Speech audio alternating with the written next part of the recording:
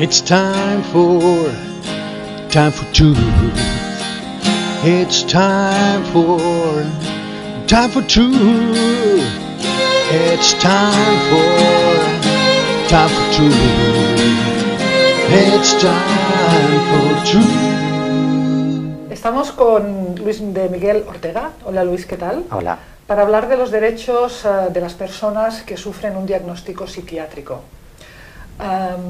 Luis es abogado especializado en derecho sanitario, pero también tiene otros antecedentes que le están ayudando bastante a entender a este tipo de afectados. Es enfermero y ha trabajado en una institución psiquiátrica durante un par de años, creo.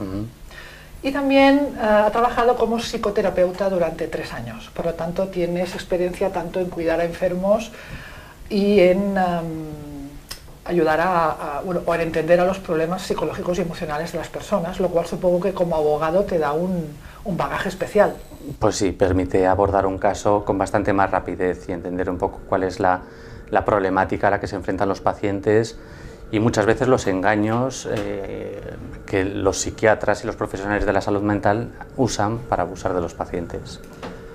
La pregunta es, ¿por qué un enfermero o un psicoterapeuta de repente decide estudiar la carrera de abogacía, de derecho, ya de bastante adulto, creo, y dejar todo un poco su mundo profesional aparcado y dedicarse, como estás haciendo ahora, a ayudar a este tipo de afectados? Bueno, son muchas cosas, no es una decisión repentina, no me imagino que es fácil de entender, pero como enfermero se ven muchas cosas en el ambiente sanitario que uno no puede compartir, ¿no?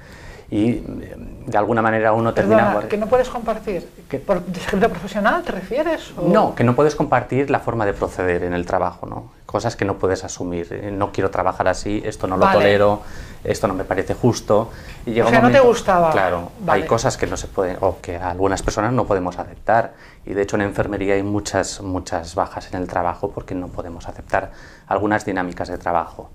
A eso se une que luego, pues después de estudiar enfermería, hice un posgrado y un máster en psicoterapia y me encontraba con muchos casos de pacientes psiquiátricos en los que yo veía que de alguna manera se les estaba engañando, se estaba abusando de ellos.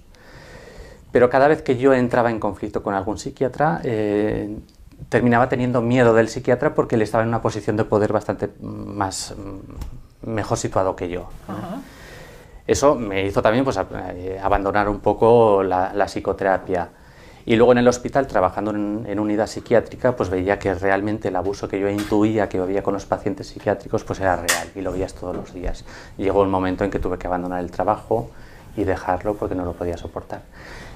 Luego, por otra parte, pues bueno, cuando uno tiene familia, pues se va encontrando con que a veces el afectado del abuso es un propio familiar, ¿no? Y en mi caso, pues yo he visto que, por ejemplo, a mi hijo pues, se le pretendió diagnosticar de un trastorno de hiperactividad y déficit de atención y era un diagnóstico que no podíamos compartir en casa porque era una persona bastante válida, bastante sensata, bastante coherente, era ágil y lo único que tenía era comportamientos de niño, ¿no? Entonces llega un momento en que uno dice, bueno, pues es el momento ideal para tomar la decisión de abandonar el trabajo y dedicarse a la justicia o a las ciencias jurídicas para por lo menos poder defender a la propia familia. Y bueno, uno va enlazando y al final termina metiéndose a defender pues no solo a la familia, sino también pues a más personas. Vamos a dar unos cuantos datos sobre este tema. En España hay, ahora mismo se calcula, unos 400.000 casos de enfermos mentales crónicos. O sea, no estamos hablando de los puntuales, sino de los que son crónicos. Gente que está en tratamiento continuo. Continuo. Y de los cuales 75.000 personas son adultos tutelados y 40.000 son menores a cargo de instituciones. A mí me gustaría que empezaras explicando un poco qué significa esto, porque yo la primera vez que lo leí no entendí muy bien qué significaba. ¿Qué es un adulto tutelado? Bueno, todos nacemos con un derecho a la personalidad y con una capacidad de obrar. Cuando somos pequeños tenemos unas limitaciones, no podemos comprar una casa con 10 años o con 8 años y de alguna manera los padres nos tutelan, son nuestros tutores legales, ¿no? Cuando una persona está enferma y no puede regir por sí misma o tiene dificultades para gobernarse o para tomar decisiones, se toma la decisión de incapacitarlo. Y eso solo lo puede hacer un juez. Solamente un juez. Solo puede hacer un juez. Entonces, cuando una persona parece que no puede gobernarse, se solicita a un juez que se le incapacite y entonces cuando el juez decide incapacitar a una persona, se le nombra a otra persona, un tutor, que se hace cargo de la toma de decisiones. ¿Pero que suele ser un familiar o...? Puede ser un familiar o puede no ser un familiar. Si los familiares no están capacitados tampoco para tomar decisiones o no quieren hacerse cargo del enfermo o del familiar, entonces es una institución pública o privada la que se encarga de tomar esas decisiones. Y a eso es a lo que se refieren las 75.000 personas, son personas que no pueden tomar decisiones por sí mismas, abrir una cuenta bancaria, pedir un crédito, comprar un coche, vender la casa. En esa situación están hoy en día unas 75.000 personas. Que algunos estén ingresados y otros no, o sea, una cosa no implica la otra. Vale. Y luego los 40.000 menores a cargo de instituciones. ¿Qué significa esto? Bueno, ¿Los menores no están a cargo de sus padres? Sí, pero en muchas ocasiones los servicios sociales entienden que el problema del menor son los propios padres. Entonces, para que no exista un conflicto de intereses y para que el menor no se vea, entre comillas, desprotegido de la justicia, lo que se hace es nombrar a una tercera persona neutral. Y esa tercera persona suele ser una institución pública o privada que se hace cargo de menores. Y en este caso, los que deciden que un niño necesita esa ayuda no es un juez, son los servicios sociales. Empiezan los servicios sociales abriendo un expediente y luego se solicita la intervención judicial para que tome la decisión de tutelar al menor. Bien, vamos a ver unos cuantos datos más. 15.000 camas psiquiátricas en los hospitales de España, se entiende, sí. Con una media por persona de 40 a 140 días de ingreso. En total, como 1,5 millones de internamientos anuales. Estas camas en hospitales, ¿dónde están? O sea, ¿ya no existen los antiguos psiquiátricos? ¿Están en hospitales que tienen una sección destinada a estos enfermos? ¿Dónde están distribuidas todas estas camas? Hubo una tendencia en los años 80 a cerrar y eliminar todas las camas de enfermos crónicos. Había que socializar al enfermo y devolverle a su entorno natural, a su ecosistema, y integrar a los enfermos en su familia, en su barrio, en su ambiente. Eso fue un fracaso porque hay muchos pacientes que no son recuperables y entonces se mantuvieron muchas instituciones abiertas. Eso no ha ido a menos, sino que ha ido a más. Cada vez hay más camas psiquiátricas abiertas. Y luego se tuvo que dejar siempre en los hospitales generales un departamento de psiquiatría para poder hacer frente a los casos urgentes o a los casos agudos.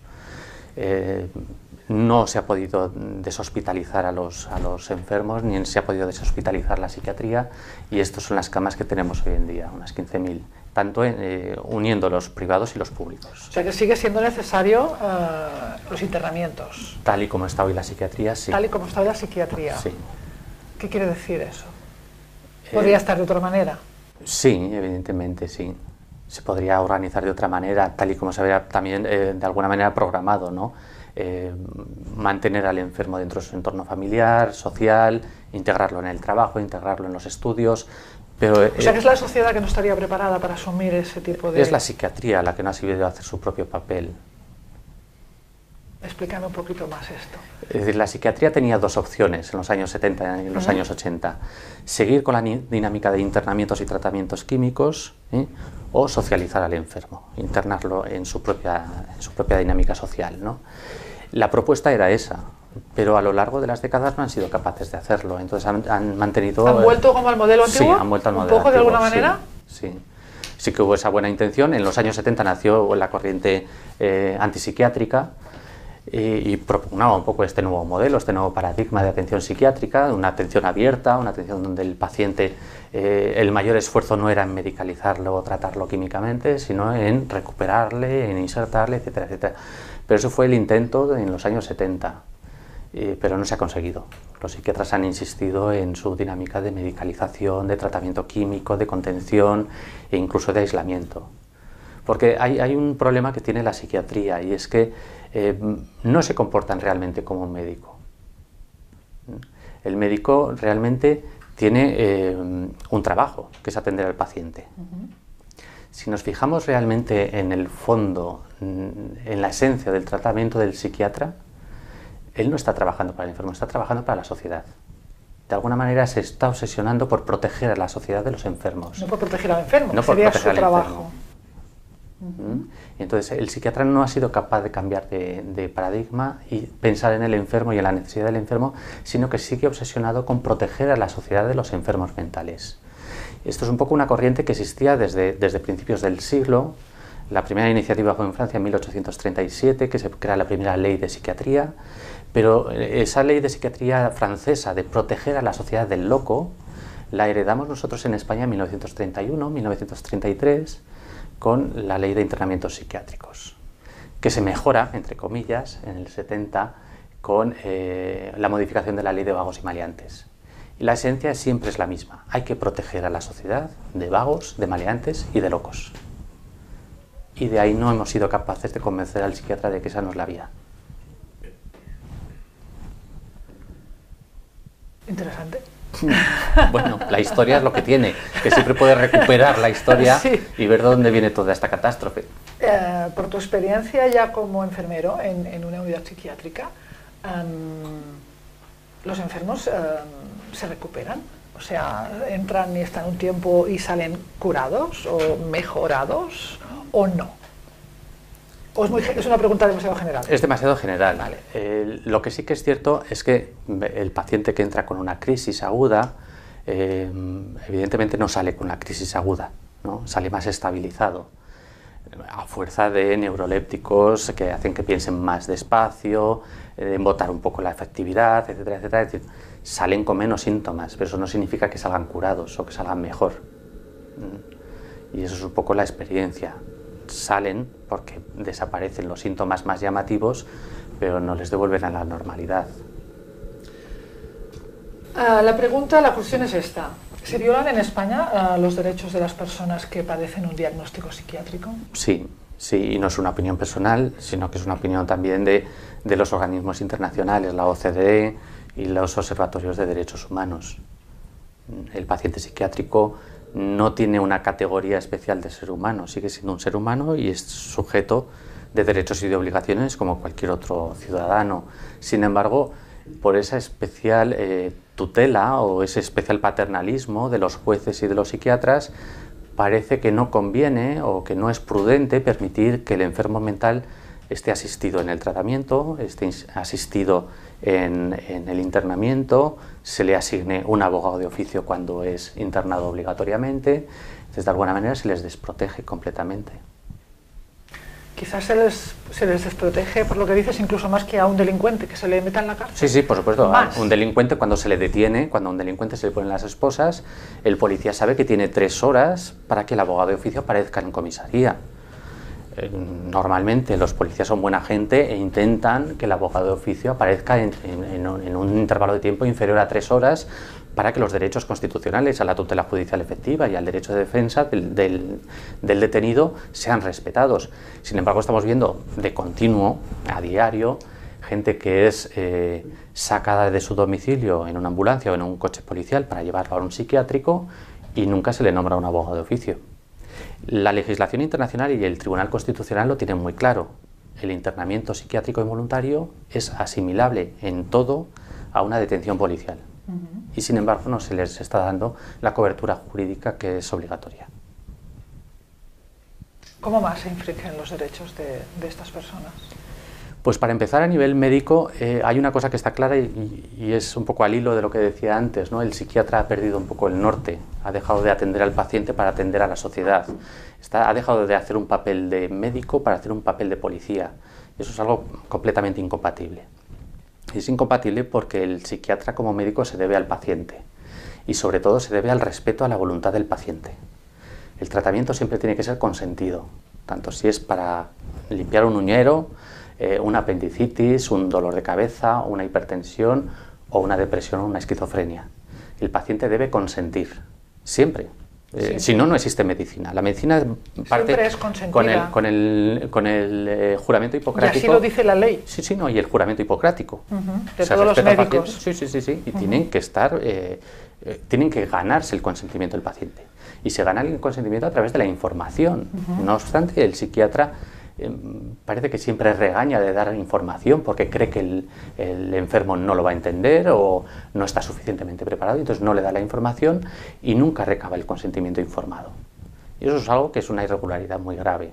Y que por lo que veo es bastante asiduo, ocurre asiduamente. Es mayoritario. Mayoritario. El tratamiento psiquiátrico hoy en día mayoritariamente, por lo menos es la percepción que yo tengo, y no soy el único, está hecho sin el consentimiento del paciente. Cuando el paciente no es capaz de decidir, evidentemente hay otros mecanismos, tanto sanitarios como jurídicos, para recabar el consentimiento, y son los familiares. Lo que la ley jamás ha previsto, ni prevé, ni puede prever, es que el consentimiento informado lo dé el propio médico que está dando el tratamiento, que es lo que hoy en día ocurre. Como el paciente necesita un tratamiento y yo soy su psiquiatra, yo soy el que decide que este es el tratamiento adecuado y yo se lo pongo. Esa no es una función del psiquiatra, la ley nunca lo ha previsto ni lo puede prever así. Esa función la tiene que tomar un familiar o un conocido del paciente. En caso de que el paciente no se se sienta capacitado o no pueda. Por ejemplo, una persona que está inconsciente y tiene una hemorragia, un accidente de tráfico y necesita una transfusión o necesita una operación, a los se familiares. pregunta o al vecino o al compañero o al que esté ahí, alguien que esté ahí. Sí. Nunca toma la decisión el propio médico, salvo que no quede más remedio y esté en juego la vida. En el caso de la psiquiatría no solo no está nunca o casi nunca en juego la vida del paciente, sino que siempre es posible localizar a un familiar, a un conocido, o los servicios sociales o un juez. O sea, no es una cuestión de vida o muerte, siempre hay tiempo, por lo menos unas horas para hablar con alguien. Y no se hace. No. ¿Y por qué? Bueno, me imagino que sus razones tendrán. Yo la única que encuentro es que es más cómodo. Es más cómodo imponer un tratamiento bajo el propio criterio del profesional que recabar el consentimiento, explicar los efectos secundarios, aguantar las preguntas del familiar, porque evidentemente si el psiquiatra o el médico que sea le explica a un familiar los efectos secundarios de muchos medicamentos, obtendría inmediatamente muchos reproches. Oiga, pues yo no estoy de acuerdo con arriesgar tanto la vida de mi padre o de mi madre o de mi hijo, ¿no? Entonces tendría que hacer un trabajo doble o triple de explicar no solo el medicamento y la enfermedad, sino también los efectos secundarios, convencer de que tampoco es para tanto o que no son tan habituales, e incluso darle un documento escrito para que lo firme, y todo eso es trabajo y parece ser, a mí no se me ocurre otro motivo para no hacerlo que la comodidad. Y supongo que luego las familias no deben de denunciar o de recurrir cuando han habido problemas con esto, ¿no? Porque hace falta pues, medios y ganas para luego ir contra la institución o contra el psiquiatra, ¿no? Imagino, entonces es un poco como que tienen manga ancha. Cuanto menos documentación hay, cuantas menos cosas hay firmadas o cuanto menos información se da a las personas afectadas, más difícil es que a alguno lo denuncien, ¿no? Yo callo, no cuento nada y luego si me denuncian ya contaré yo la versión que yo quiera, ¿no? Sin embargo, si yo hago un documento de consentimiento informado en el que reflejo la información sobre el medicamento, los efectos secundarios y tal, y queda escrito y firmado, de alguna manera yo me quedo comprometido, ¿no?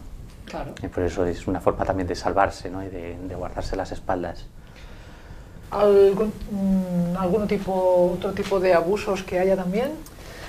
Bueno, luego está el internamiento. El Tribunal Constitucional siempre ha pasado un poco de puntillas sobre los procedimientos de internamiento involuntario, tanto en situaciones de urgencia como en situaciones no urgentes, y nunca ha querido resolver el fondo del asunto. Pero lo que es cierto es que el Tribunal Constitucional marca unas pautas muy claras. Hay por lo menos unas 10 sentencias del Tribunal Constitucional que dejan muy claros cuáles son los límites de los internamientos involuntarios. Esto en la práctica no se respeta nunca, ni a nivel médico ni a nivel judicial. Tiene que haber, por ejemplo, cuando no es un procedimiento urgente en el que está en juego la vida del paciente, es ineludible recabar la autorización de un juez antes. En otros países esto se ha solventado, es decir, una persona... ¿Eso solo pasa en España? Solo pasa en España. Ahora mismo España es la que tiene la legislación más retrasada de toda la OCDE en materia psiquiátrica. Los otros países, pues porque hay convenios y hay tratados internacionales que nos han obligado, aunque no hemos cumplido, pero nos han obligado a modernizar la legislación psiquiátrica. En otros países lo han arreglado. Es decir, hay un caso urgente, se le mantiene en urgencia 3 horas y durante esas 3 horas se obtiene el consentimiento de un juez para el internamiento. Entonces, todo eso se puede corregir, pero en España no ha habido nunca una intención ni ningún interés de corregirlo. En España se interna a una persona sin recabar la autorización judicial y luego ya se le manda un escrito al juzgado para que luego ya venga el juez cuando quiera, cuando pueda, y se mantiene el internamiento. ¿Hay jueces especializados en este tipo de casos o no? No. ¿Puede ser cualquier juez? Siempre son los juzgados de primera instancia los que se hacen cargo de este tipo de situaciones.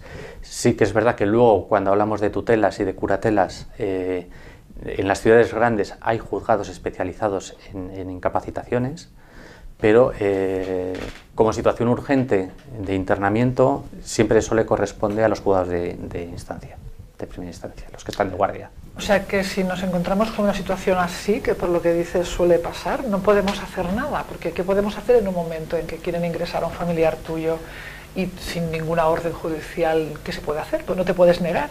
No. Bueno, en teoría te puedes, porque sí, la ley lo negar, permite, pero no sirve de nada porque... No va a servir de nada. El primer mecanismo que podemos invocar, y que es relativamente fácil si uno se preocupa, es que podemos instar al juzgado de guardia a un procedimiento de habeas corpus, ¿no? ¿Habeas corpus? Sí, podemos solicitar que el juez se persone en el hospital o que mande una comisión judicial para ver en qué situación está el paciente y por qué. Normalmente no sirve de mucho, pero sí que sirve por lo menos para dar un toque de atención al juez que esté de guardia, obtener el número de referencia del procedimiento de internamiento. De alguna manera sí que se incomoda un poco. Pero, incomoda, pero no evita. No evita. No evita. En el momento en que alguien decide internar a un paciente en una unidad psiquiátrica, no hay fuerza humana de evitarlo. Lo siguiente, aparte del habeas corpus, es decidir un abogado que represente a la familia. ¿Llamar a un abogado? Sí. Normalmente, que intente evitarlo. Sí, no que intente evitarlo, sino que empiece el procedimiento de pedir aclaración, de facilitar la personación del paciente o de la familia, recabar el expediente judicial, ver los autos, ver por qué razones se le ha internado, pedir una contradicción, pedir un nuevo informe, es decir, ya se puede actuar. Pero realmente en España es bastante complejo. La ley no lo permite fácilmente. Además, tendrá que ser un abogado que comprenda este tipo de trámites. Por ejemplo, tú, o gente, porque si no entienden derecho sanitario, tampoco sirve cualquier abogado. Bueno, normalmente los abogados se ven asistidos por peritos, es decir, que cualquier abogado puede consultar a un médico. Otra cosa es que encuentre un médico capaz o con ganas de discutir contra un psiquiatra o contra el sistema. Fácil, o sea... Estamos en una situación bastante complicada, bastante mala para los pacientes. ¿Tú te has encontrado alguna vez en una situación así, que te llama una familia porque quieren internar muchísimas veces? ¿Y has conseguido algo? ¿Qué has conseguido, por ejemplo? Bueno, se consigue un poco de prudencia. Es decir, en el propio procedimiento de habeas corpus se pueden introducir alegaciones, ¿no? Pues, por ejemplo, que haya una supervisión del tratamiento o que el informe... Pero no has conseguido evitar que lo internen. No, eso no se puede Nunca. evitar. No, en España hoy en día eso es materialmente imposible. Aunque esté prohibido hacerlo. Imposible. La ley es muy escueta. Tenemos que darnos cuenta de que en la mayor parte de los países, y este es un debate muy interesante, para poder restringir la libertad o cualquier derecho fundamental de los que están tutelados por el artículo 53 de la Constitución de especial protección, cualquier legislación que aborde ese tipo de derechos o los limite o los comprometa tiene que ser una ley orgánica. Exige unos requisitos formales y materiales muy serios para aprobar. Eso se hace prácticamente en todos los países. En España, el internamiento involuntario de pacientes psiquiátricos se regula por un solo artículo de la Ley de Enjuiciamiento Civil. Es un artículo tan escueto que no dice nada, que deja abierto muchas posibilidades y que encima no es orgánico, o no ha sido orgánico hasta el 2015. Después de varias sentencias del Tribunal Constitucional reclamando una reforma legislativa, el legislador lo que ha hecho ha sido coger ese artículo, el 763 de la Ley de Enjuiciamiento Civil, y a través de un mecanismo bastante extraño y bastante curioso, lo ha declarado orgánico. No es una ley orgánica, pero ha declarado que un artículo dentro de una ley no orgánica es orgánico. Y con eso han saltado un poco esa falta formal de la legislación española. Pero lo lógico es cumplir con los requerimientos que ha hecho el Tribunal Constitucional y otros organismos de derechos humanos de configurar una ley completa, seria, 20, 30 artículos, que menos, ¿no? Que especifiquen realmente los límites, los derechos, los procedimientos en los que tiene que basarse. ¿Está en proyecto esta ley? No. Ni siquiera está en proyecto. No. Este es un debate que existe en España desde el año 76. Desde el año 76 existe este debate jurídico. De la ley de vagos y maleantes pasamos al artículo 211 del Código Civil, que la mayor parte de la doctrina entiende que es inconstitucional desde el principio. Entonces hay un debate jurídico, se consigue que se declare inconstitucional, pero se transforma en el 763 de la Ley de Enjuiciamiento Civil, que también toda la doctrina mayoritaria entiende que también es inconstitucional, y entonces sigue peleando, ¿no? Se declara inconstitucional, estamos así desde el año 76. Vamos a seguir avanzando con los Sí. abusos. ¿Las incapacitaciones también es otro tipo de...? Pues sí, la incapacitación es un instituto jurídico que es necesario. Es decir, lo que no podemos es dejar a una persona que no puede regirse por sí misma, pues que compre o venda o regale su patrimonio, porque al final eso también da pie a que se le estafe, que se le time o que se le vacíe sus cuentas de ahorro, ¿no? Entonces, es un instituto jurídico necesario. Hay que incapacitar a las personas cuando hay que proveer un poco de su bienestar. ¿Tiene un sentido? Tiene un sentido, sí. Existe desde el principio de la humanidad, ¿no? La persona que era incapaz, pues había que protegerla también de sus propias decisiones. El problema está en que cuando alguien demanda la incapacitación de un familiar o de un vecino, automáticamente lo lógico es asignarle un defensor judicial a esta persona que se encargue de nombrar un abogado, que se encargue de velar por sus intereses y de que realmente el instituto de la incapacitación surta los efectos que necesitamos, que es la defensa del incapaz. El problema viene cuando cualquier psiquiatra o médico o un fiscal insta una demanda de incapacitación y al enfermo no se le nombra un defensor judicial. Y se lleva todo un procedimiento durante meses a espaldas del propio paciente. Cuando llega el momento del juicio se le dice, no, usted no necesita abogado, vamos a celebrar el juicio porque esto es por su bien. Se celebra el juicio, se le incapacita y no ha tenido oportunidad ni de protestar. En el momento en que se dicta la sentencia de incapacitación, y a veces ha ocurrido, ¿no? El propio enfermo se da cuenta, oiga, que me acaban de incapacitar, quiero recurrir, ya no tienes capacidad para recurrir. ¿Ni siquiera se lo han informado a los familiares, por ejemplo? A veces se les confunde a los familiares, a veces no se les da la suficiente información, O sea, hay toda una patología social. ¿Estás diciendo que hay un interés especial en incapacitar gente sin necesidad de dejarles que se defiendan o que...? Estamos en el mismo caso que antes con el tratamiento psiquiátrico. No hay un interés especial concreto de beneficiarse, salvo en la comodidad. Si yo nombro un defensor judicial, nombro un abogado de oficio, abrimos un expediente, es un procedimiento bastante más complicado, bastante más farragoso que si lo hacemos sin que el propio paciente o el propio interesado se pueda defender. Y tenemos unas cifras de incapacitaciones bastante elevadas.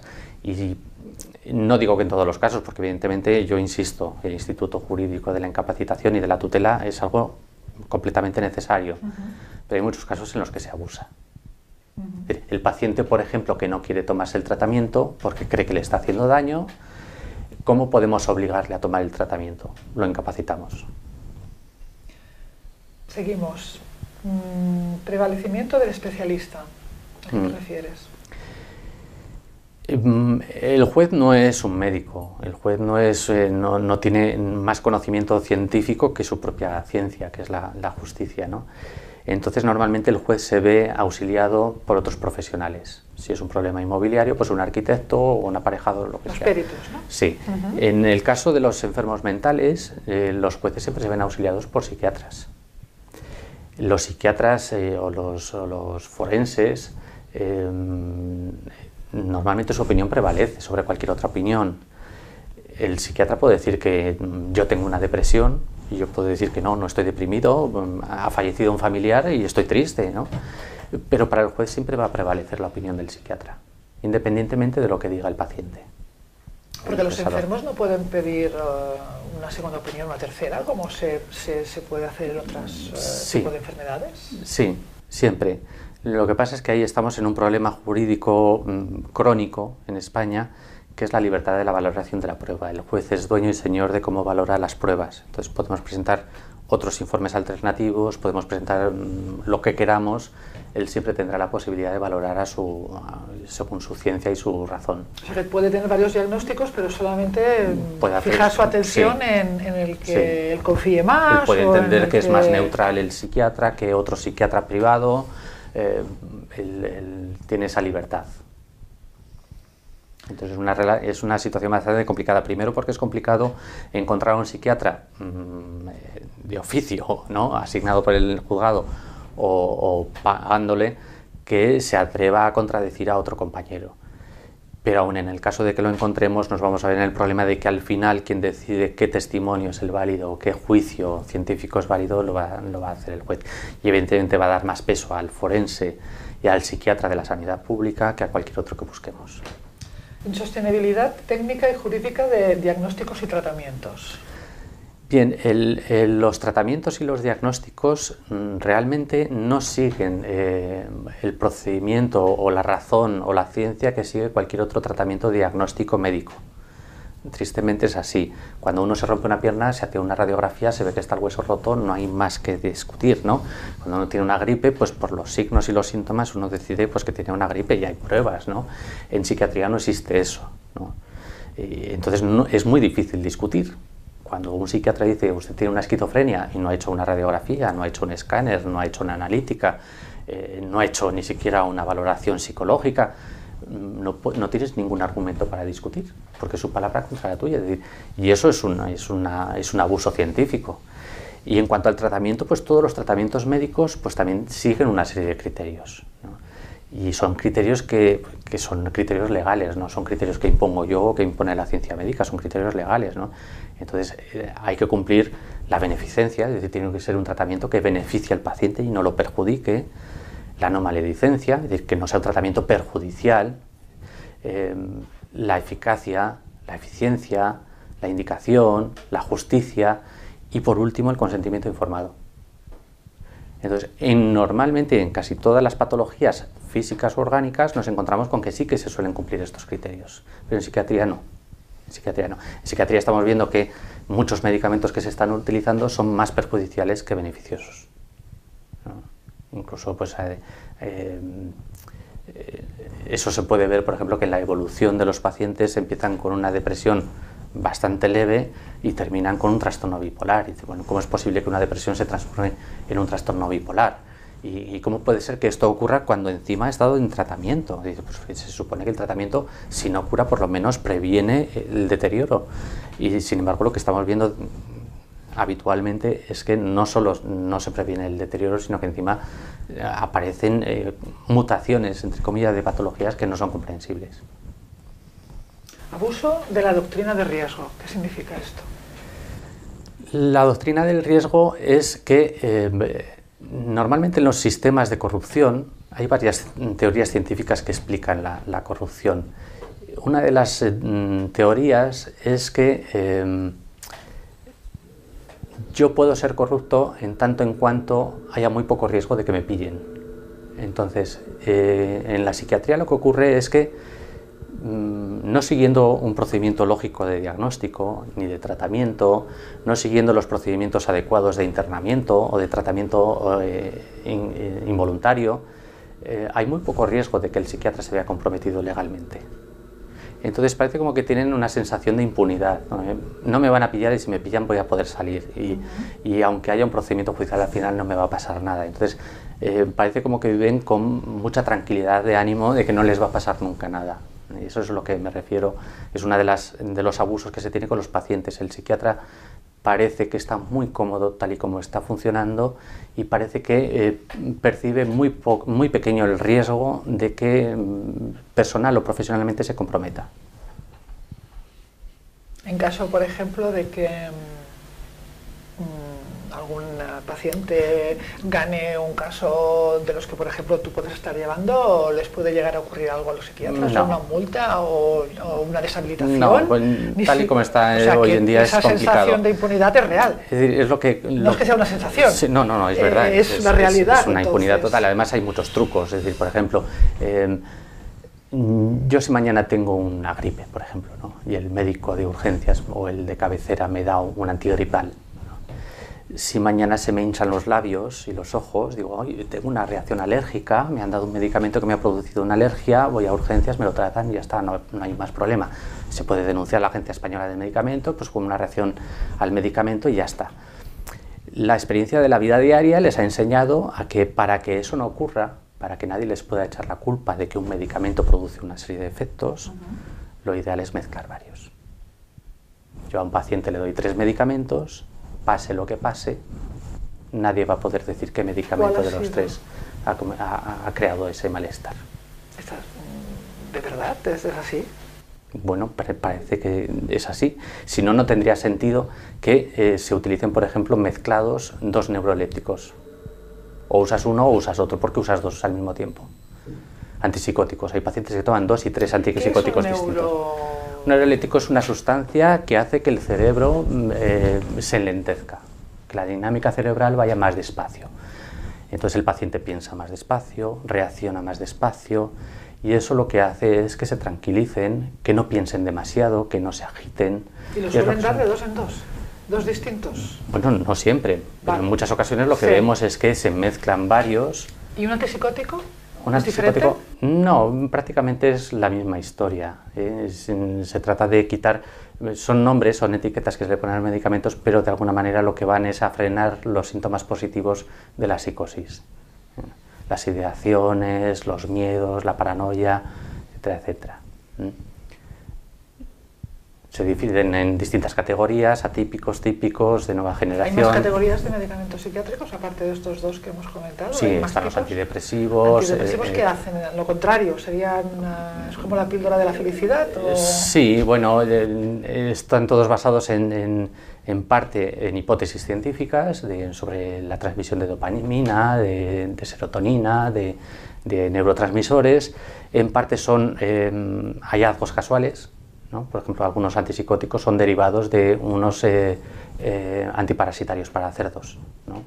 Se vio que algunos antiparasitarios para cerdos atontaban al cerdo, y entonces digo, pues esto lo podemos utilizar con seres humanos que están muy agitados, les damos el antiparasitario y entonces se tranquilizan. Ese fue, por ejemplo, el primer hallazgo, el primer antipsicótico que se utilizó en seres humanos fue ese hallazgo de unos psiquiatras que tenían una granja de cerdos, ¿no? Así se descubrió ese medicamento. Una gran investigación tuvieron que llevar a cabo, por lo que veo. Bueno, acierto error. Vamos a hablar un poquito de los problemas más frecuentes que estás detectando a nivel jurídico, ¿no? Tú tienes muchos clientes y nos puedes poner también bastantes ejemplos, aunque no nos digas el nombre de las personas, de cosas con las que se están encontrando, ¿no? Por ejemplo. Bueno, pues aparte de lo que ya hemos dicho, de los diagnósticos no consentidos, ¿no? Que es una parte muy triste para el paciente, es decir, yo voy al psiquiatra a contarle mi historia sobre mis problemas con mi mujer o con mi trabajo, y el psiquiatra me pone una etiqueta, ¿no? Eso es uno de los graves problemas, y pelear contra ello jurídicamente es bastante complejo. Hay que reclamar al psiquiatra, hay que luego reclamar a la Consejería de Sanidad de la Comunidad Autónoma correspondiente, y suele ser bastante complicado, ¿no? Eso es uno de los graves problemas. O sea, una vez tienes un diagnóstico ya es como que es muy difícil, te acompaña para siempre. Sí. Porque les debe de salir ahí en rojo cuando miran tu ficha los médicos en la pantalla, ¿no? Sí, bueno, aparte de que sale en rojo, dice, bueno, pues es un poco la pereza intelectual. Dice, pues si un compañero ha visto una esquizofrenia, pues por algo será. Y no se preocupan por valorar realmente. Una de las cosas más graves que estamos viendo es que en psiquiatría se producen muchos diagnósticos de arrastre. Hay un primer psiquiatra que hace un diagnóstico, y luego todos los demás psiquiatras que ven a ese paciente no lo cuestionan. Y cuando el paciente aparece en urgencias con lo que parece ser el efecto secundario de los medicamentos antipsicóticos que se le está dando, lo que hace el psiquiatra es ignorarlo todo y decir, no, bueno, este es un paciente esquizofrénico, no le vamos a dar más vueltas al asunto. Es algo que ya está claro. Y lo que sí que se ve muchas veces es que si algún médico, algún psiquiatra atendiese a esta persona adecuadamente con criterio médico y analizase realmente la situación, sería fácil que se diese cuenta de que el peor mal que está pasando el paciente es el efecto secundario del medicamento, no la patología. Sin embargo, se produce este fenómeno que llamamos del diagnóstico de arrastre una vez que un psiquiatra ha estigmatizado a un paciente con un diagnóstico, es muy difícil que otro psiquiatra le lleve la contraria. O sea que los efectos secundarios son interpretados como parte de la enfermedad que se ha diagnosticado inicialmente, digamos, en lugar de darse cuenta de que son efectos, ¿no? En primer lugar, lo que se hace es ignorarlos. Ignorarlos. El paciente lo dice, desde que tomo este medicamento me pasa esto.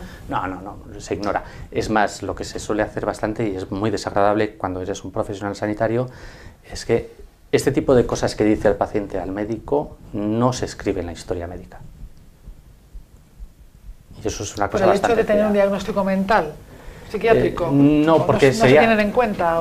Reconocer el efecto secundario de un medicamento sería comprometer un poco la historia clínica del paciente. Y a futuro sería peligroso. Y yo creo que por prudencia el médico evita inscribir aquellas cosas que profesionalmente le pueden comprometer. Y se ve mucho sobre todo en pacientes que tienen problemas mentales derivados del uso de drogas.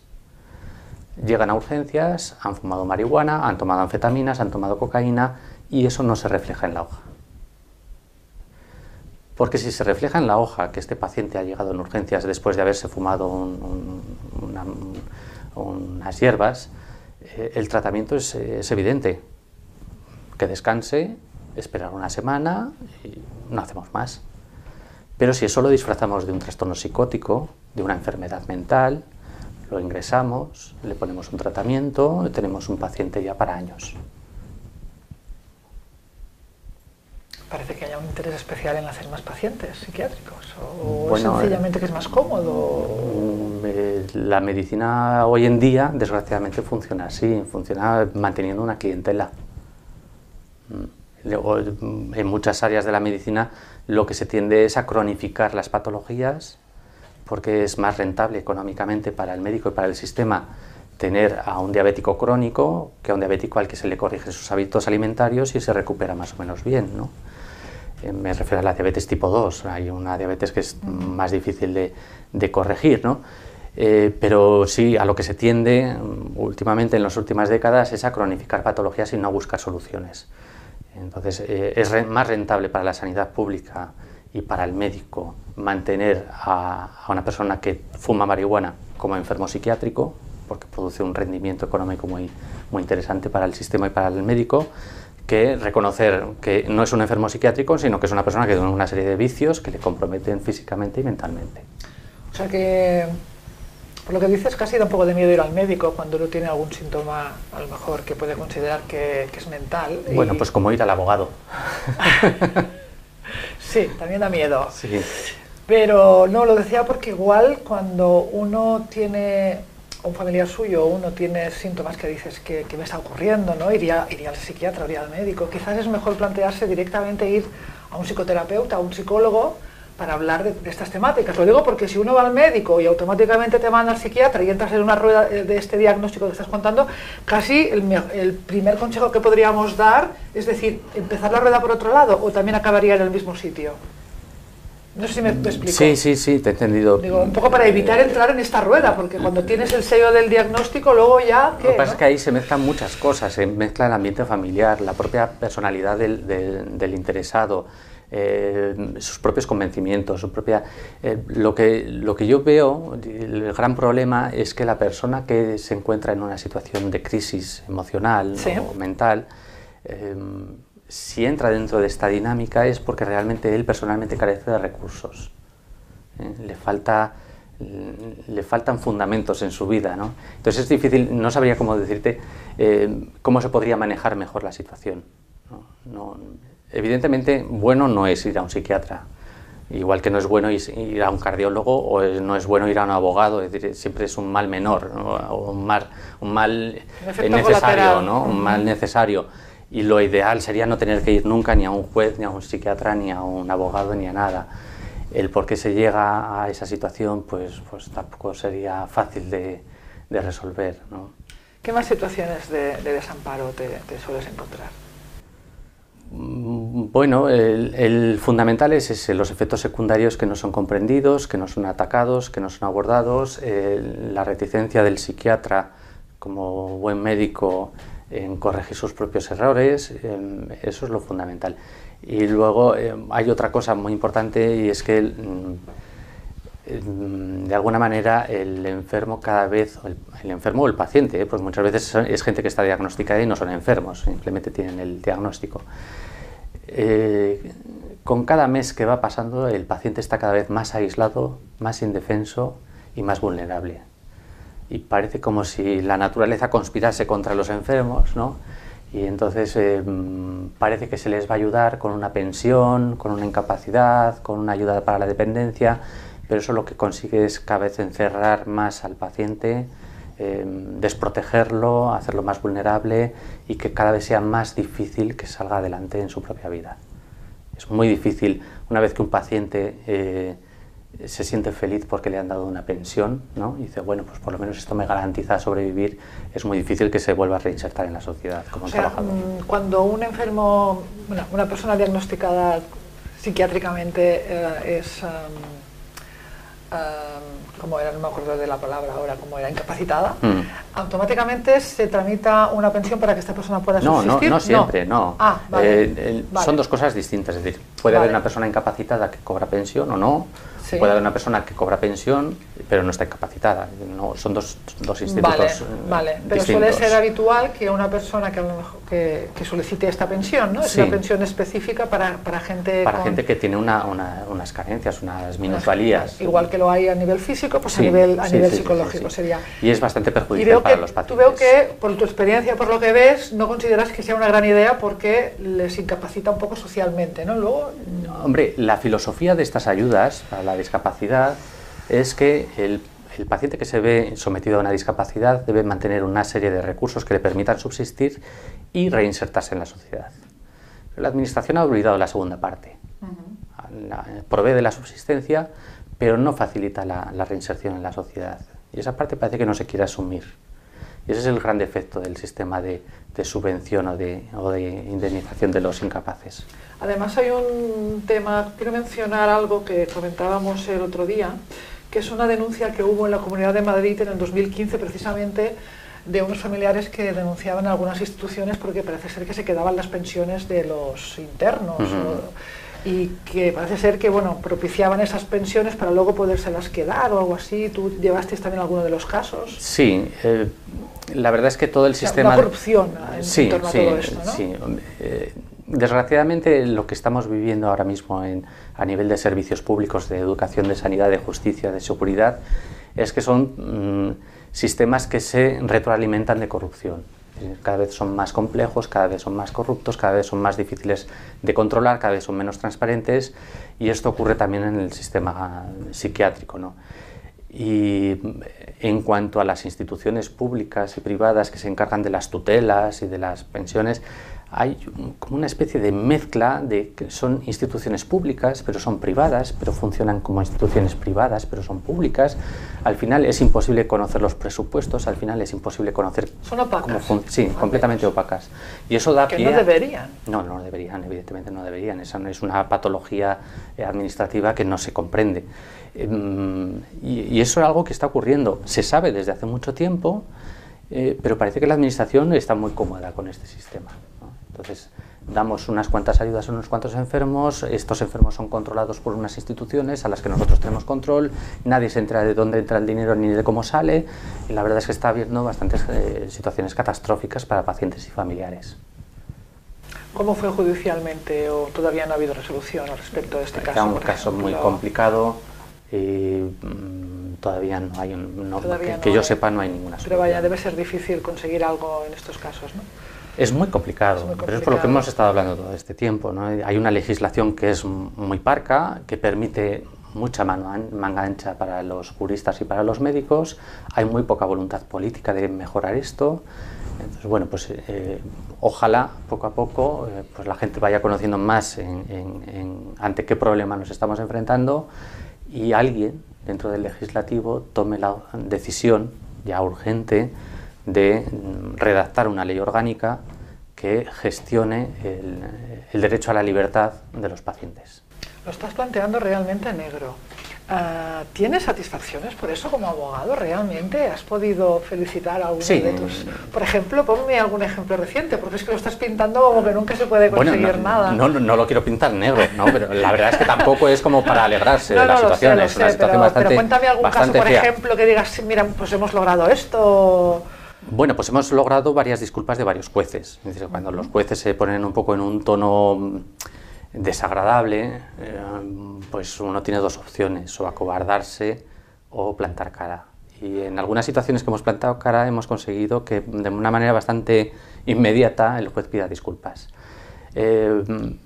Otras veces pues hemos conseguido que expedientes judiciales que eran inaccesibles para la familia o para el paciente pues se nos den, ¿no?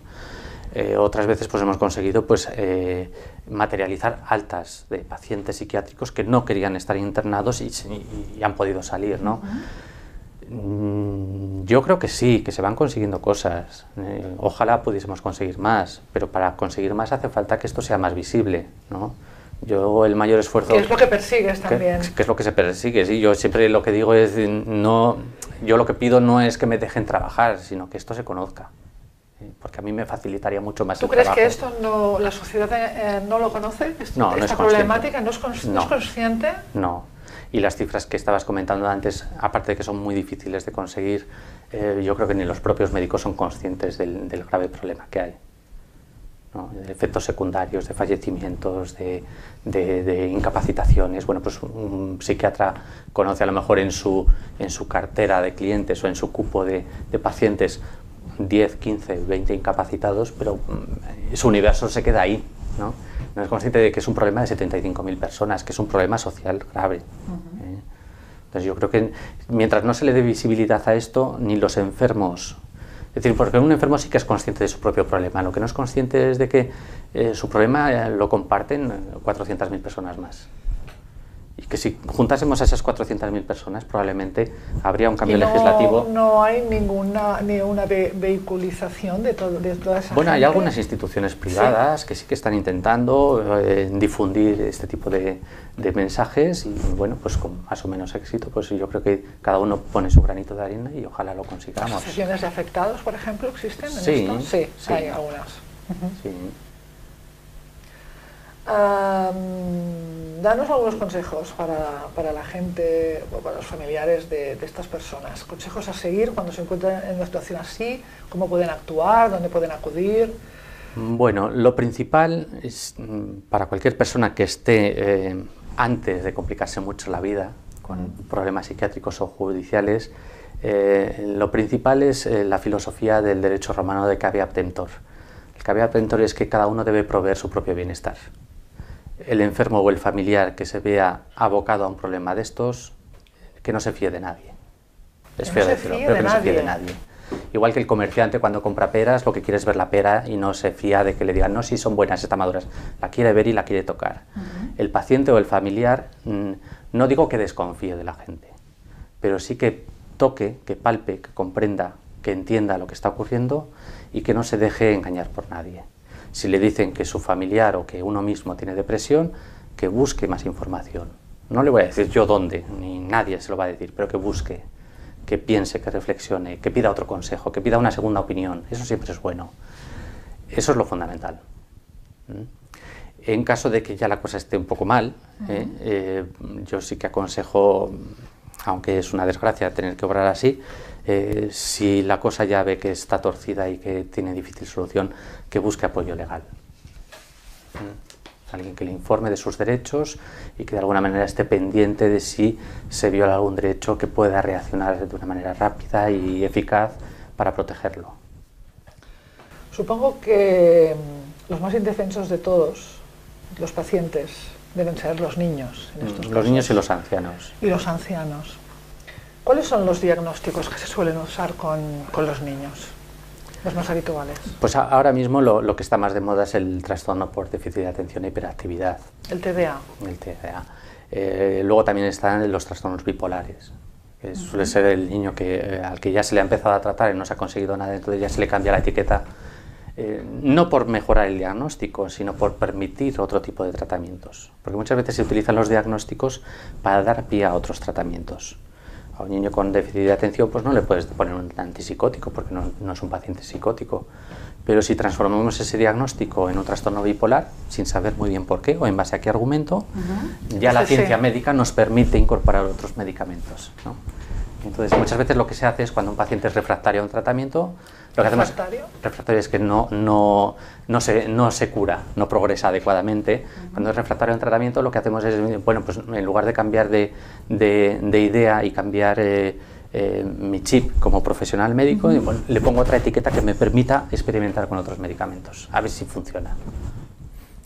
¿Y qué ocurre con estos niños que, por ejemplo, son diagnosticados? Porque igual son diagnosticados desde la escuela, por ejemplo, Sí. ¿O son los padres que lo llevan al médico?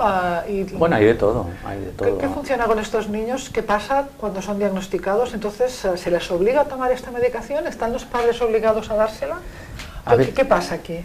¿Dónde está el desamparo aquí en todos estos niños? El desamparo está en que son menores, en que no tienen recursos ni económicos ni personales para oponerse a un tratamiento. Si a mí me dicen que yo soy hiperactivo, pues me lo puedo creer, no me lo puedo creer, puedo tomarme el tratamiento o no. Pero un niño, ¿qué puede hacer? Vale, pero yo a mi hijo me llaman de la escuela y me dicen, mira, hemos detectado esto que tú como madre no lo habías detectado, entonces consideramos que tiene que ir al psiquiatra y al psiquiatra, o sea, te obligamos de alguna manera, porque si no la escuela no, sí. ¿no? Y el psiquiatra me dice, tienes que darle esos medicamentos porque tu hijo tiene pues TDA, todo esto. Yo me puedo decir, pues no, porque yo a mi hijo lo veo normal, lo veo movido, pero no pasa nada. Yo me puedo negar. El grave problema es, supuestamente sí, porque y cuanto antes mejor. El problema está en que en el momento en que hay un diagnóstico médico, sí, lo que habíamos dicho antes, en el momento en que hay un informe que dice que tu hijo es un enfermo mental, sí, la opinión del psiquiatra prevalece sobre el padre o sobre los juristas. Entonces, si un psiquiatra dice que tu hijo tiene una enfermedad mental, sí, y que necesita un tratamiento, sí, por el principio de protección del menor, ¿no? Pues si el padre se niega, lo que está haciendo es un daño al menor. Entonces lo que se suele hacer desde los servicios sociales es privar a los padres de sus derechos de patria potestad y de custodia, otorgar la tutela o la guarda legal del menor a una institución pública, que entonces ya se hace cargo y es responsable de que el niño se someta al tratamiento, aunque el niño no quiera y aunque los padres no quieran. Ese es el gran problema que está ocurriendo ahora mismo. Si me niego a darle a mi hijo el tratamiento, ¿me pueden quitar la custodia de mi hijo? Sí, sí, sí, de hecho... ¿La ley ampara eso? La ley orgánica... ¿Y la ley no ampara a esa familia que tiene el derecho a decidir sobre la salud? Sí, no, nos pasa un poco como con el artículo que permite el internamiento involuntario. La ley de protección jurídica del menor nos habla de un mundo idílico, donde existe un procedimiento administrativo, donde se advierte a los padres de que el niño está enfermo, donde los padres pueden recurrir, pero en la práctica eso no ocurre. Pasamos directamente del informe del psiquiatra a la amenaza de los servicios sociales. Y en el caso de que los padres se nieguen al tratamiento o cuestionen el diagnóstico o el tratamiento, pues lo que se hace es directamente se va a la fiscalía y entonces se saca al niño del núcleo familiar y se le pone a disposición de los servicios sociales. ¿Y esto está ocurriendo? Eso está ocurriendo, sí, sí.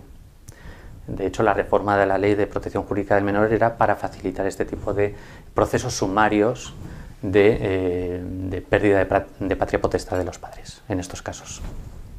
Pero... Incluso se ampara dentro de esa ley que se pueda entrar en domicilio familiar para sacar al menor de la guarda de los padres y llevarlo trasladado a un centro de internamiento. Yo he estado buscando información sobre el TDA. Entonces me he encontrado también muchísima literatura científica que está diciendo que en realidad el TDA no existe, que es como una especie de entelequia, porque científicamente no se ha podido demostrar. Por ejemplo, quiero mencionarlo para la gente que no lo conozca, el señor Marino Pérez, que es un especialista en psicología clínica y catedrático de psicopatología en Oviedo, concretamente dice, el TDA no existe y la medicación no es un tratamiento sino un dopaje. Este señor ha escrito este libro que se llama Volviendo a la normalidad, la invención del TDA y del trastorno bipolar infantil. Está diciendo que se han inventado el TDA y el trastorno bipolar infantil y es un psiquiatra. Tenemos al Alain Frances, catedrático emérito del Departamento de Psiquiatría y Ciencias del Comportamiento de la Universidad de Durham en Estados Unidos, que además fue presidente del grupo de trabajo del DSM-4, la Biblia de la psiquiatría, tú lo debes de saber, que habla de las falsas epidemias de autismo, trastorno bipolar y otras dolencias impulsadas por la industria farmacéutica y la profesión médica. Este señor dice que el autismo se ha multiplicado por 40 en los últimos 20 años. Y también ha publicado un libro, en este caso, Somos todos enfermos mentales, manifiesto contra los abusos de la psiquiatría. Bueno, tenemos también los libros de Peter Gotze, que los tengo aquí, que aprovecho para comentarlos, Medicamentos que matan y crimen organizado, o el último que se refiere a los psicofármacos que matan y denegación organizada. Hay muchísimos científicos en todo el mundo ya que están llamando la atención sobre los medicamentos psiquiátricos y específicamente diciendo que el TDA no existe y que se lo han inventado. También, por ejemplo, conocemos aquí en España al doctor Javier Álvarez, que tú también conoces, que es un psiquiatra de León, que está moviendo por toda España la asociación Nueva Psiquiatría, ¿no? Javier, por ejemplo, ha hecho declaraciones como: la gente de este país tiene que saber que España tiene la legislación más obsoleta y más perjudicial para los pacientes de toda la Unión Europea. A diario se conculcan y violan derechos fundamentales de las personas en prácticamente todas las unidades de hospitalización psiquiátricas de España. Pues cuando hay tantos psiquiatras ya que están diciendo que las enfermedades mentales quizá no son tan científicas como nos hacen creer, que se están conculcando los derechos, hay muchas voces que se están alzando, ¿no? En cambio seguimos permitiendo pues, que ocurra esto con los niños, como me estabas contando, que los separen de sus familiares.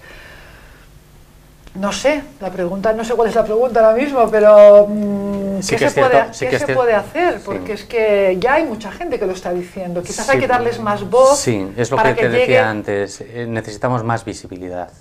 Es decir, mi testimonio, mi argumentación puede resultar ridícula, puede ser incluso sanitariamente o jurídicamente espantosa para mucha gente, puede chirriar mucho mi argumentación. Hay que insistir, hay que ampliar la voz, hay que sumar más voluntades, más intenciones, porque si no estamos perdidos. Evidentemente estamos creando un ambiente psiquiátrico, atacando a los niños, atacando a los mayores, pervirtiendo la justicia, porque está pervirtiendo la justicia, sobre todo también en el derecho penal, esa historia que se ha inventado de la inimputabilidad del enfermo mental o imputabilidad. Al final el enfermo mental, cuando se le declara inimputable, se ve sometido a un régimen penal muchísimo más cruel que el ordinario. No se le está protegiendo, sino todo lo contrario. Entonces, todo este fantasma de la psiquiatría, que tiene su parte buena, evidentemente algo tendrá, de alguna manera hay que reconducirlo, pero no vamos a poder reconducirlo si no lo damos visibilidad, si no mostramos casos reales, crudos y reales. Yo acabo de venir ahora de Valencia de atender un caso de un chico que falleció el año pasado por un maltratamiento psiquiátrico, con 35 años. Esos casos se tienen que ver, ¿no? Los casos de una chica por tomar una droga, porque le había dejado el novio, 5 años internada en un psiquiátrico. Son casos reales y son miles de casos, pero esos hay que hacerlos ver, hay que expresarlos, hay que hacer que sean visibles, porque mientras no tengamos esa voz, la psiquiatría mayoritaria o quien controla esto, no le vamos a hacer cambiar de opinión. Vale, te invito entonces en todo caso a que en un futuro vayamos trayendo esos casos aquí. Sí, yo encantado. Con las personas que quieran hablar, o que se pongan en contacto con nosotros, y podemos explicar sus casos para que poco a poco se vaya conociendo un poco todo esto. Claro. A ver si ayudamos a que... Hay dos trabajos fundamentales. Uno es el dar la visibilidad y luego es otro trabajo argumentativo, el trabajo retórico, el trabajo de pelear contra la administración y contra los jueces que toman decisiones y contra los fiscales que dicen proteger a los incapaces, y rebatir con argumentos jurídicos y científicos que lo que parece sensato dentro de la psiquiatría no lo es, y que la psiquiatría no pasa de ser una mera ideología y no una ciencia. Que todo esto que hablábamos antes de que se había inventado el TDAH, el trastorno por déficit de atención e hiperactividad, pues no solo eso, se ha inventado prácticamente todo el catálogo de enfermedades. Si cogemos, por ejemplo, las categorías que se utilizaban para internar a las personas en instituciones psiquiátricas a mitad del siglo XIX, no aparece ninguna enfermedad mental. Como mucho aparece la histeria. El resto, problemas morales, adicción al alcohol, adicción al juego, le ha dado un acoso en un caballo en la cabeza. Esa era la patología psiquiátrica hace 2 siglos. ¿Y se encerraba a las personas por este tipo de cosas? Sí. O sea, los raritos. Sí, la gente no se adaptaba. Como te he dicho antes, la psiquiatría nace como una medida de protección de la sociedad, no como un tratamiento médico de enfermos, sino como una forma de aislar a la persona que no se adapta en un ambiente cerrado. Así nació la psiquiatría. Y se viste de medicina. Se viste de medicina. La primera legislación psiquiátrica que hay en el mundo es la francesa, 1837, que es una legislación de internamiento involuntario de pacientes psiquiátricos como medida de protección social. Y de ahí derivan el resto de legislaciones del mundo. Pero eso es un peligro. Sí, estamos en manos de gente muy peligrosa. Porque, claro, aparte de todos estos casos en que no deberían ser psiquiatralizados, Sí. Debe de haber personas que realmente necesitan ese tipo de medicina que las ayude, porque realmente sí que tengan una problemática real, que no sabemos cuál es, pero que debe de existir. Sí, sí, evidentemente. Entonces esos casos que realmente necesitarían esa ayuda deben de quedar completamente perdidos entre los que realmente son casos inventados y realmente los que necesitan esa ayuda no la deben de recibir. Pues al final se estandariza tanto los procedimientos y se hace una rutina, es una burocracia médica que realmente al psiquiatra probablemente no pueda o no quiera o no le dé tiempo a disfrutar de su profesión. Y uno de los casos más curiosos que se puede ver en la literatura médica en psiquiatría, pues es el caso de un paciente al que se le interna en un psiquiátrico porque tiene un hablar incoherente, porque parece que está viendo visiones, no se sabe qué lengua está hablando, parece una lengua muy antigua, parece como que está poseído, pero es un trastorno psicótico. Y se pasó varios años internado hasta que un psiquiatra que era húngaro dijo, no, pues este señor está hablando en húngaro, no está enfermo, es una persona que tenía un problema en un momento dado y empezó a hablar en su idioma, era un inmigrante estadounidense y se le internó como una persona poseída por una enfermedad psicótica cuando lo único que hacía era hablar en su idioma, que era el húngaro. Historias de estas hay muchísimas en la literatura Cualquier médica. cosa que se sale de la norma puede ser interpretado como un problema Una enfermedad. mental. También ha habido tratamientos psiquiátricos bastante crueles. No sé si todavía se siguen practicando. Por ejemplo, como el coma insulínico o las terapias de electroconvulsión. ¿Se sigue practicando esto hoy en día? El coma insulínico ya no. El coma insulínico produjo bastantes ¿Qué era esto? catástrofes. Explícalo, ¿lo conoces un poquito? Sí, bueno, el psiquiatra siempre históricamente ha intentado experimentar y dar razones a sus ideologías, ¿no? Porque no le podemos llamar teorías siquiera. Entonces, lo que veían es que después de un trauma muy intenso, la gente se tranquilizaba. Algo que es normal, ¿no? Tú estás muy nervioso, te dan una paliza, pues te tranquilizas, ¿no? Así lo hemos hecho toda la vida. Hasta San Benito, en la regla de San Benito lo decía, ¿no? Pues que al niño o al tonto que no es capaz de entender las cosas, lo que hay que dar es unos azotes, ¿no? Entonces el psiquiatra ha seguido un poco esa corriente. Y entonces pues ha experimentado con todo, con latigazos antiguamente en los sanatorios, con duchas frías, con prácticamente sistemas de tortura.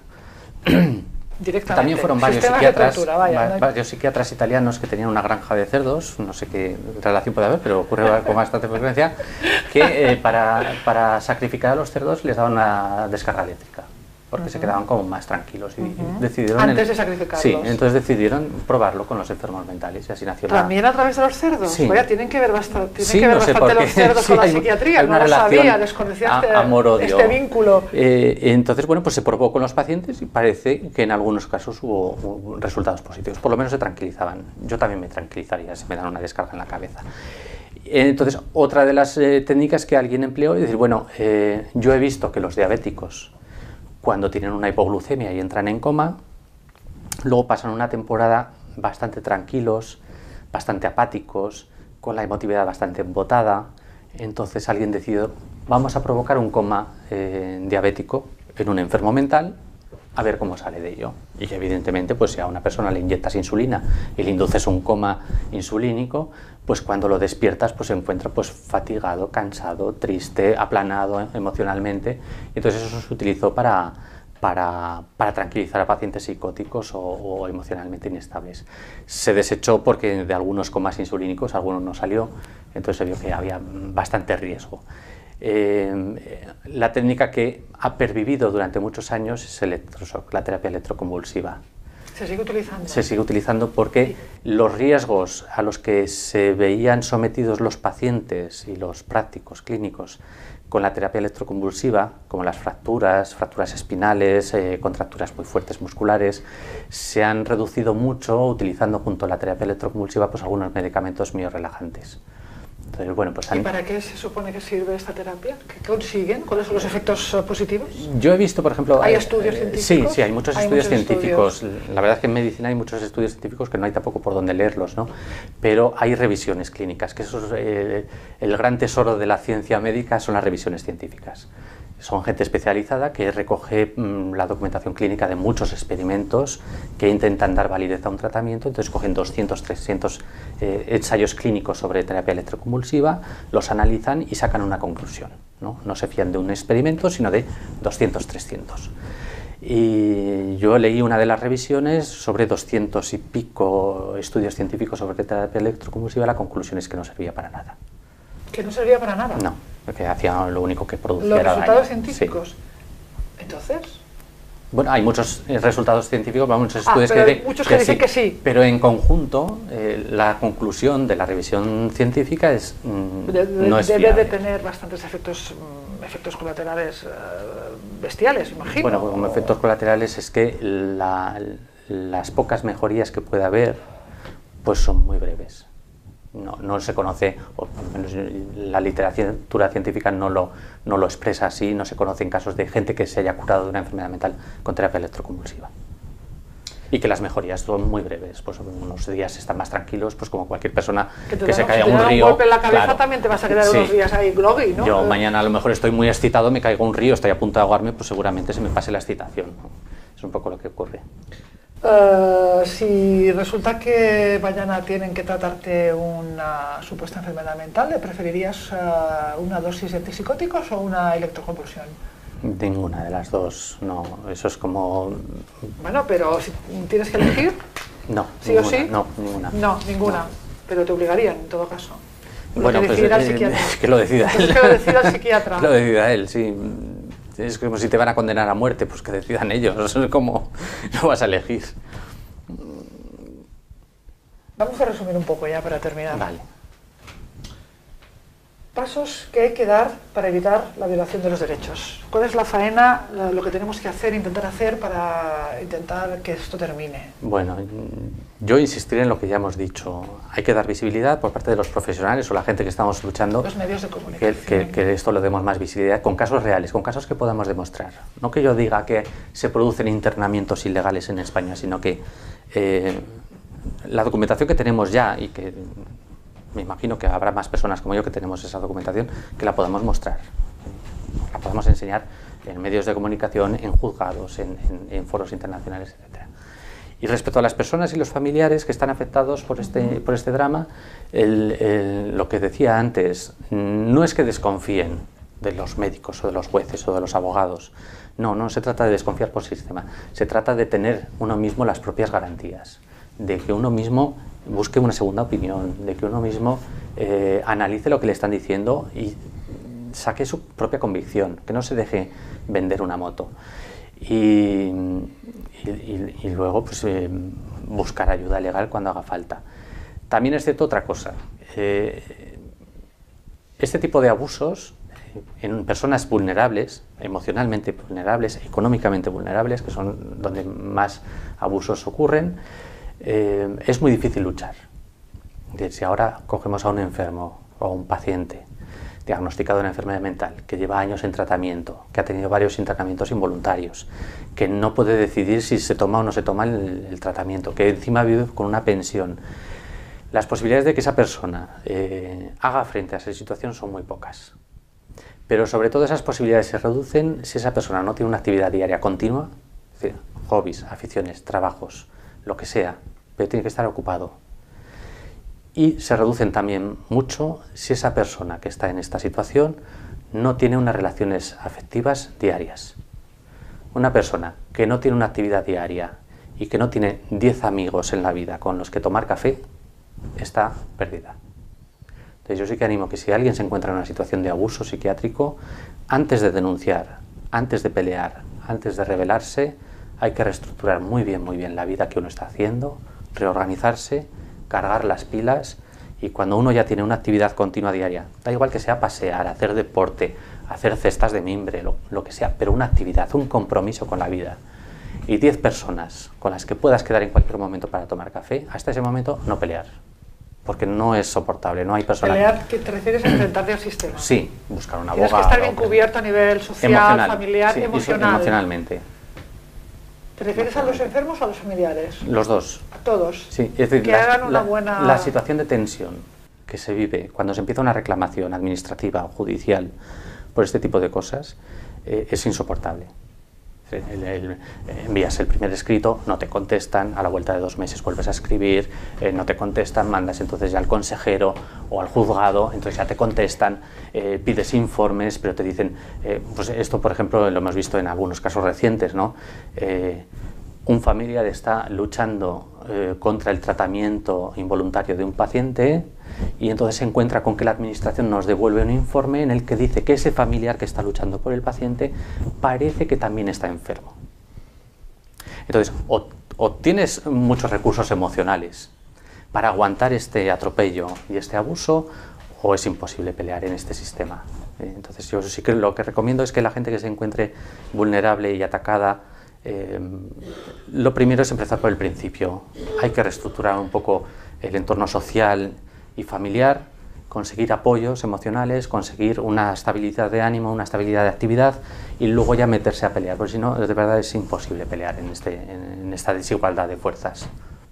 También habría que redactar una ley orgánica, ¿no? Sí. ¿Esto a quién le tocaría? ¿A los al legislativo, al legislativo, a los políticos? Hay que exigírselo a nuestros políticos, sí. Entonces. Sí. No se está haciendo nada al respecto. Bueno, hay iniciativas. El problema es que los políticos están ahora en otros asuntos y esto no les parece urgente, ¿no? Sería relativamente fácil construir una ley orgánica. Bastaría con coger lo mejor de las legislaciones que hay en el resto. ¿Tú estás dispuesto a ser perito asesor, por ejemplo, no? No, bueno, hay trabajos por ahí bastante buenos y yo he recopilado un poco cuáles son los criterios que se han seguido en otros países. ¿Ya tienes una recopilación? Sí.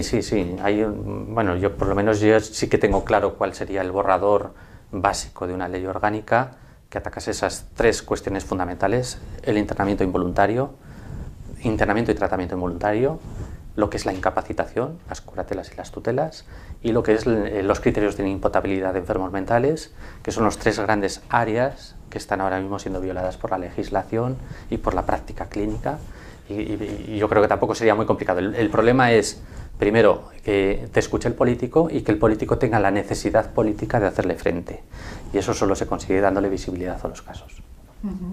Y a nivel médico, ¿qué se podría hacer? ¿Cómo se podría luchar? ¿Cómo se podría...? Divulgación científica. Divulgación científica. Es decir, aquellos trabajos que se sabe y que existen y que no son visibles porque no hay revistas que los publican, hay que publicarlos. Hay que publicarlos y hay que hacerlos visibles.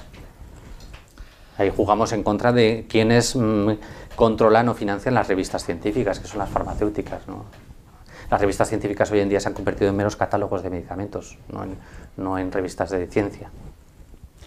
¿Estás satisfecho con esta elección en tu vida? ¿Realmente crees que estás haciendo lo que tienes que hacer? Sí. Hombre, a mí me gusta ser enfermero, que es lo que a mí siempre me ha gustado, ¿no? ¿Te gusta más ser enfermero? Sí, lo que pasa es que el enfermero... Pero eres una especie de enfermero, ¿no? Sí, es lo que te iba a decir. La profesión del enfermero es cuidar de gente.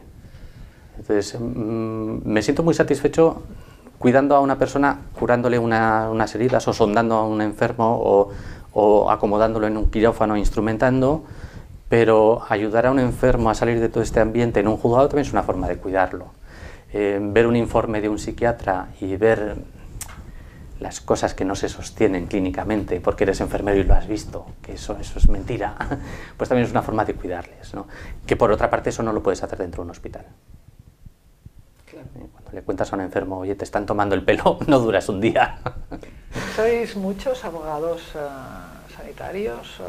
¿Te encuentras gente que comparta esta visión? ¿No? ¿Te sientes solo ante la sociedad? ¿Cómo te sientes? ¿Es muy duro? No podría ni decir cifras, ni compararme, ni nada. Yo creo que cada uno tiene su espíritu de lucha. No sé si hay muchos o pocos, sé que hay programas específicos de formación. Pero también sé que mucha de la gente que se dedica al derecho sanitario se dedica más a defender a profesionales y a farmacéuticas que a los pacientes. Eso lo tengo clarísimo. pero me imagino que harán un buen trabajo. No sabría hacer un juicio moral sobre su trabajo y sobre si su trabajo me beneficia a mí o a los pacientes. No lo podría decir, porque una de las cosas tristes del jurista es que se vive muy cerrado en su propio mundo y en sus propios casos. Los casos de los demás son ajenos. ¿Quieres añadir alguna cosa más? No, pues que muchas gracias por darme esta oportunidad, que ojalá sea visible, que ojalá la gente comprenda lo que estoy diciendo, porque a veces me lío mucho cuando hablo y no, a lo mejor no soy capaz de transmitir bien las ideas, y que estén atentos a más noticias, a más proyectos, y que la gente que esté preocupada por la psiquiatría o por el abuso psiquiátrico o judicial, pues que dé tiempo al tiempo y que ponga su granito de arena, que todo tarde o temprano llegará. Muy bien, muchas gracias. A vosotros. It's time for two. It's time for two. It's time for two. It's time for two.